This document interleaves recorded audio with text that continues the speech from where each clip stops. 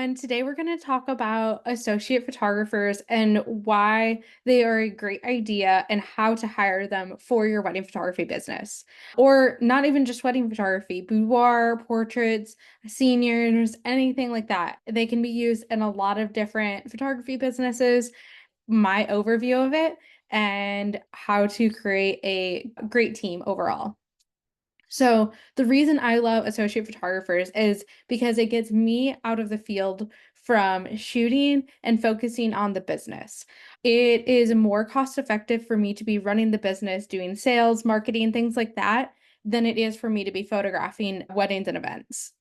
I can pay a photographer $100 an hour to be an associate shooter while I am doing $500 an hour tasks such as closing sales and things like that.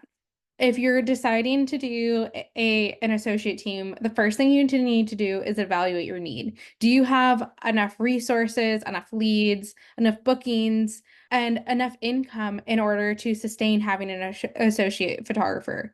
All of these things are super important when deciding. If the answer is yes, that you do have enough leads, you have more than what you're booking, more than what you can handle, your calendar is full, and you want to take a step back, but you have the resources and income to provide these associate photographers with bookings, then you're in the right place to add an associate shooter. The next thing you need to do is to define the role. What are they going to be doing? How are they going to be doing it? Things like that. For us, what we do is all of our photographers are shooting lead on either weddings or engagement sessions and some senior sessions. You need to figure out if they're going to be providing the SD cards and equipment, or are you going to be sending them SD cards? Are they going to be borrowing equipment? Things like that. Are they going to be allowed to use these images for marketing themselves? Are they going to have contact with the clients? Things like that.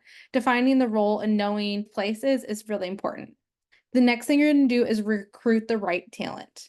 This is a little tricky, but thankfully there are so many amazing photographers out there and a lot who don't really want to run a business. And so if you're confident and love running a business, this is the perfect thing to do, is to find photographers who don't love that. So what we do is we go into photographer only groups on Facebook, and I say photographer only because we don't want brides and grooms questioning where we're getting our photographers from. So we go into photographer only groups and we say, hey, we have a need for photographers in this area. You need to be shooting weddings or whatever your niche is. Please fill out this form. And we link to a Google form for them to give us their contact information, their website, full galleries, their gear list, and a little bit about them. So we know if there's daycare issues we need to worry about or a full-time job we need to be concerned about, things like that. Then from there, we narrow it down and email them, have a phone call with them, and then we jump on a Zoom call with them to get to know them and make sure they're a right fit for our team. We need to know if their personality fits, if they're responsible, if they can do the job correctly. So all of those are really important. From there, then we'll assign them. The next thing you're going to do is train and onboard your associate photographers. If you can do training in person, that's great. Have them come along with you to shoot to engagement sessions and weddings, so that way they can work with you and get to know your style and how everything works. If they're not local to you, you can send them videos and a clear like template of the different things that need to happen at every session or wedding. Having clear expectations is very important in having a successful team. The next thing you're going to do is have clear communication. This is so important. You want to make sure they know how they're speaking to the clients, what their expectations are, their roles are, making sure that they have all of the resources that they need to have a successful session. All of that is so important in having a quality associate photography team. Once your team is larger, I highly recommend having a studio manager who can help delegate and assign these responsibilities and roles, ensure that everybody has the information that they need to have a successful session. The next thing you're going to do is delegate responsibility. And this just means assigning sessions and weddings for them to shoot on their own and making sure that they have everything that they need in order to be successful. Once all of those photos come back, monitor their performance and give feedback. For the first few weddings that we have with a new shooter, we do a Zoom call going over everything together, evaluating their photos, what I would have done differently, what aligns with the brand, things like that, in order to make sure that we have a cohesive brand overall.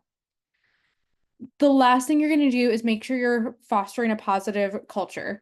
One of my favorite books is called Culture Code. I highly recommend reading it. You want to make sure that people want to work with you. You want these photographers to keep coming back and really want to be a part of the team and see your brand be successful. And creating a positive team culture is so important for that. One way we love to do this is when they onboard, we ask them what their birthday is and where their favorite place to go shopping is. And on their birthday, we send them a birthday card with a $25 gift certificate or gift card to their favorite place. That way they can get a little something on us, and we are just giving them showing them our love and appreciation for everything they do for the team. So I hope this helps you guys with building a associate photography company. We absolutely love it, and we can't wait to see what you guys do. Thanks so much. Bye.